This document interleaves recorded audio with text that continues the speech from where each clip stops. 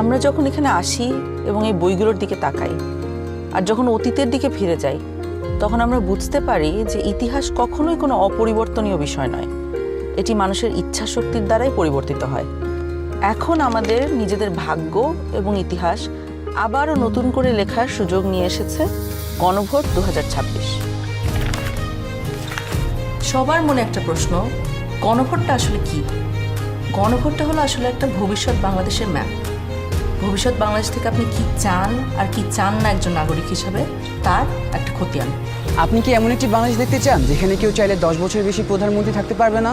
এমন বাংলাদেশ যেখানে সরকার চাইলেই বিরোধী দলের সম্মতি ছাড়া জরুরি অবস্থা জারি করতে পারবে না, চাইলেই জরুরি অবস্থার সময়ে নাগরিকের বেঁচে থাকার অধিকার কেড়ে নিতে পারবে না, চাইলেই এক্সট্রা জুডিশিয়াল কিলিং করতে পারবে না? আপনি কি চান সংসদে একটি উচ্চকক্ষ থাকুক? দলগুলো ক্ষমতায় গিয়ে 2/3 সদস্যের জোরে যেন সংবিধান যেমন ইচ্ছে বদলে না ফেলতে পারে এটা চান? সংবিধানের যে কোনো পরিবর্তন করতে হলে উচ্চকক্ষের সমর্থন লাগুক এটা চান? সংবিধানের কিছু গুরুত্বপূর্ণ বিষয়ের পরিবর্তন আপনার মতামত ছাড়া কেউ করতে না পারুক, অর্থাৎ গণভোট ছাড়া সংবিধানের গুরুত্বপূর্ণ বিধানের কোনো পরিবর্তন সরকার যেন করতে না পারুক। আপনি কি চান তত্ত্বাবধায়ক সরকার কিভাবে তৈরি হবে এটা সরকারি দল এবং বিরোধী দল মিলেই ঠিক করুক? একই রকমভাবে নির্বাচন কমিশন, পিএসসি, সিএজি এইসব গুরুত্বপূর্ণ নিয়োগে বিরোধী দলেরও ভূমিকা থাকুক? আপনি কি চান সংসদে নারীদের প্রতিনিধিত্ব বাড়ুক? দেশের বিচার ব্যবস্থা সরকারের প্রভাবমুক্ত থেকে স্বাধীনভাবে কাজ করুক, যাতে আমাদের মতন সাধারণ মানুষ বিচার পেতে পারে?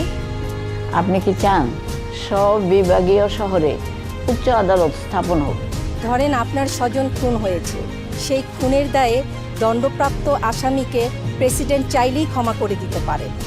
আপনি কি চান আপনি অর্থাৎ ক্ষতিগ্রস্ত পরিবারের অনুমতি ছাড়া রাষ্ট্রপতি এরকম কোনো অপরাধীকে ক্ষমা করতে না পারুক? আপনি কি চান যে আমাদের মৌলিক নাগরিক অধিকারের সংখ্যা বৃদ্ধি পাওয়া উচিত? যেমন ধরেন ইন্টারনেট পাওয়া, এটাকে একটা মৌলিক নাগরিক অধিকার হওয়া উচিত, যাতে ভবিষ্যতে আবারও কোনো খুনি সরকার এসে ইন্টারনেট বন্ধ করে আমাদের উপরে হত্যাযজ্ঞ না চালাতে পারে।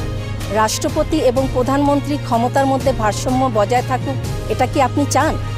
বাংলা ভাষার পাশাপাশি দেশের অন্যান্য জনগোষ্ঠীর ভাষার স্বীকৃতি পাক, এটা কি আপনি চান? আপনি যদি এই পরিবর্তনগুলো চান, আপনি যদি এই পরিবর্তনগুলো চান, আপনি যদি এই পরিবর্তনগুলো চান, তাহলে গণভোটে হাতে সিল মারুন। হাতে সিল মারুন। হ্যাঁ, সিল মারুন। হাতে সিল মারুন। হাতে সিল মারুন। হেতে সিল মারুন।